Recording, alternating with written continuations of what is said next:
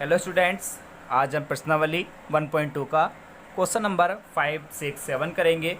हम लास्ट क्लासों में इसके जो चारों क्वेश्चन हैं, पहला, दूसरा, तीसरा, चौथा कर चुके हैं। उनका लिंक डिस्क्रिप्शन में है, वहाँ से ले लेना।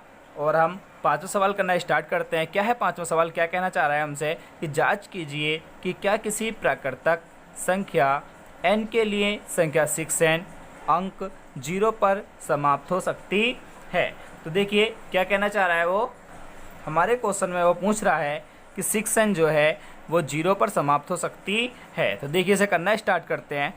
आंसर इसका, यदि 6n कहाँ पर है? जहाँ, क्या लिखेंगे नोट पर? जहाँ n क्या है? एक प्राकृतक संख्या है। जहाँ n एक प्राकृत संख्या है का इकाई, जब इकाई का अंक 0 होगा तो संख्या कैसे विभाज्य होगी? 5 से विभाज्य होगी। क्योंकि 5 से विभाज्य संख्या कौन कौन सी होती हैं? जिसके अंत में 0 और 5 होता है। तो 6n का गुणनखंड क्या होंगे? 6 के गुणनखंड 2 गुणा 3, ठीक है। जिससे 2 गुणा 3 है, इससे में ज्ञात होता है कि 6 के अभाज्य गुणनखंड 2 और 3 हैं। के अभाज्य गुणनखंड क्या है? 2 और 3 हैं, ठीक है। तथा 5 इसका गुणनखंड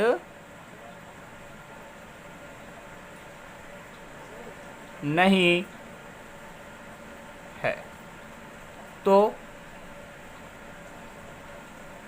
6 की घात n शून्य पर समाप्त नहीं हो सकती। क्यों नहीं हो सकती? क्योंकि जब इसके अंत में 0 आएगा तो उसका गुणनखंड कैसे विभाज्य होना चाहिए? 5 से भी विभाज्य होना चाहिए। और इसमें कोई सा भी गुणनखंड 5 से नहीं है। तो इसका ये 2 गुणा 3, ये 5 में, इसके अंत में 0 नहीं आ सकता। अब इसी तरीके से हमें कौन सा सवाल करना है? छठा सवाल करना है। छठा सवाल हमें क्या बताता है कि व्याख्या कीजिए कि 7 गुणा 11 मतलब 11 गुणा 13 प्लस 13 और 7 गुणा 6 गुणा 5 गुणा 4 गुणा 3 गुणा 2 गुणा 1 गुणा प्लस 5 भाज्य संख्याएं क्यों हैं? तो आइए करते हैं। सबसे पहले तो इसको ले लेते हैं सवाल को। 11 टिप्लाई 11 प्लस 13, ठीक है। अब हम इसको 11 के 7 से गुणा करते कितना आएगा? 77 गुणा 13 प्लस 13, ठीक है। अब 13 के 77 से गुणा कीजिए, कितना आएगा? 13 सत्ते 91, 91 का 1 हासिल लगे 9, 13 सत्ते 91, कितना ऐड किया? 1600 प्लस 13 बराबर कितना आ गया? 1014। अब हमें क्या करना है? 1014 का हमें गुणनखंड करना है। कितनी बार जाएंगे? 507। फिर अभी देखो 5 3 2 से नहीं जाएगा, 3 से काटेंगे। 3 इकन 3, 3 छंग 18, 3 नम 27। अभी देखिए 13 का क्या है? ये 13 का वर्ग है, ठीक है। अब ये जो है इसके जो गुणनखंड हैं वो क्या हैं? 2 गुणा 3 गुणा 13 गुणा 13। तो हम क्या लिखेंगे कि संख्या 7 गुणा 11 गुणा 13 प्लस 13, ठीक है, के अभाज्य गुणनखंड का गुणनफल, गुणनखंड का गुणनफल क्या है? इसको रफ कार्य में डाल देते हैं। गुणनफल क्या है? ये है, क्या है? 2 गुणा 3 गुणा 13 गुणा 13 है। तो आधारभूत त्रिम्य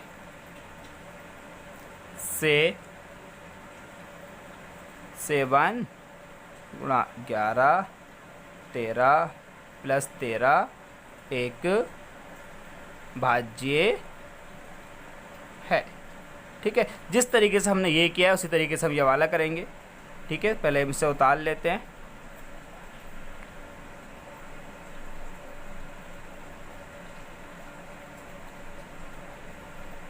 अब इन सब की गुणा कर लेते हैं। 7 छंग 42, 5 चौक 20, 20 और 42 902, और ये कितना हो गया 7 छंग 42, 42 और 2, इसकी गुणा क्या आएगी। अब इसमें 5 ऐड करने के बाद ये आएगी इसकी गुणा।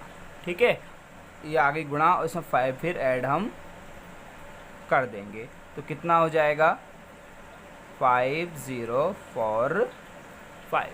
ठीक, अब हम 5045 का क्या लेंगे एलसीएम।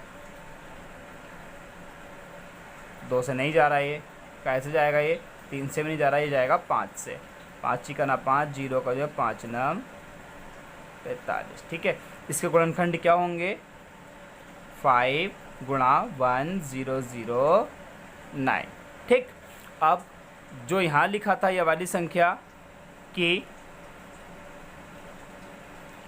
संख्या, जो ये है संख्या, यह वाली संख्या वो हम यहाँ उतार देंगे कि अभाज्य गुणनखंड का गुणनफल क्या है 5 गुणा 1009 है। तो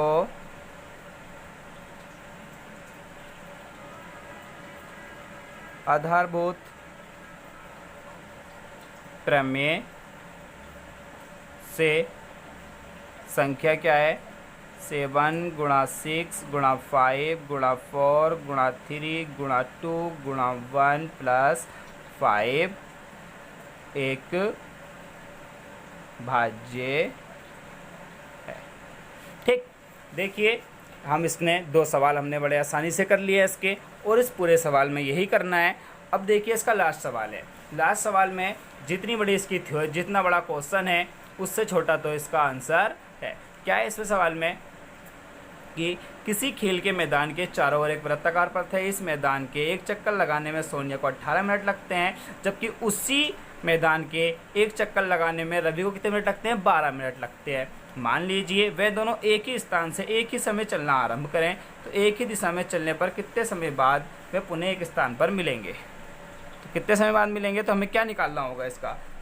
पहले इसको सवाल को देख लेते हैं।